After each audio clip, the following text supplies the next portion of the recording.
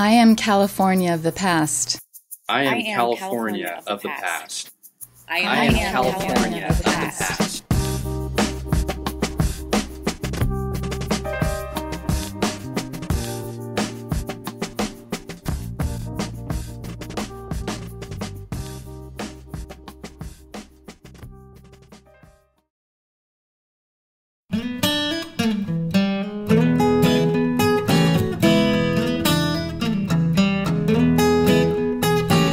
Hi, my name is Richard Osorio.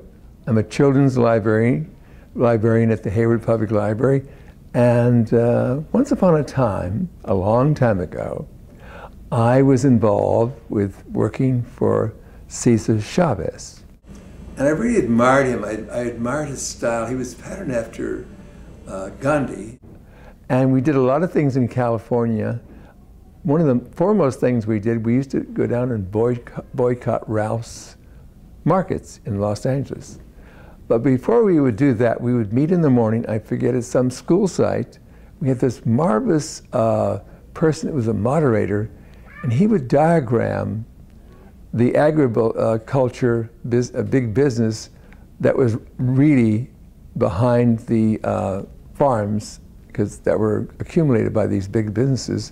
And he would show us how they operated, and he would show us their table of organization, and he would say, and he had a certain methodology, he said, now we'll go out today, here's what we're going to do. So we go out to the Ralph's markets in various locations in Los Angeles, and one of the things that I noticed, whenever we'd picket, a lot of the people would come up to us because they liked Chavez so much, they'd say, you know why we're not crossing your picket line today? I said, no, why? Because we like his style. He's nonviolent, and they would turn around and walk away. They would actually drive in the parking lot, come in, walk up to us, and turn around and get back in their cars. That's really an amazing feat when you think about it. So once in a while, though, someone would go through the line and they'd go buy some grapes, because we were focusing on the non-union grapes. And when our moderator found out about that, he would contact the buyer at Ralph's and said, listen, here's the equation I want you to be acquainted with. When you buy one case of non-union grapes, that may profit you, say, $10. We're going to turn away 5 people on the picket line, and that's going to cost you $50. So your equation is simple. You save 10 and you lose 40. Well, and this again was very on the level, and it was nonviolent. It was very respectively suggested to the buyer, and it worked all the time. Later on, this is another kind of a later time sequence. There was against the Vietnam War, the UCLA students organized a Chicano moratorium, and it was taking place at a park in East LA called Belvedere Park. So we were all gathered in the park. It was a very peaceful afternoon.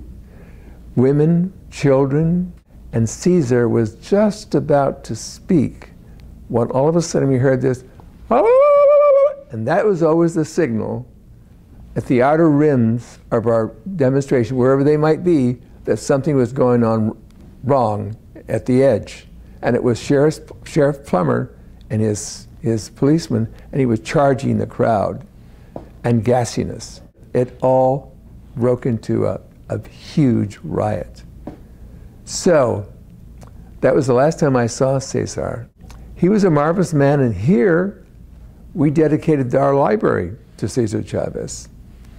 And so when we gathered the people for the celebration that day, I called the Teatro Campesino, and they couldn't do it, but some of the spin-off people that were in the Teatro, as was I, we gathered some of them, and they came by, and we did something really interesting, because down the street from here at Cannery Row, near Burbank Elementary School, is a lot of things that used to happen in connection with Cesar's efforts. In fact, some of the marches to Sacramento, I think some of them emanated from that area. So that day, we went down there, and we had those typical flags that we carried with those eagles, and we marched from there to the library. I came up, and we wound up right in front of the library. It was so emotional. And so that's my remembrance of Cesar Chavez.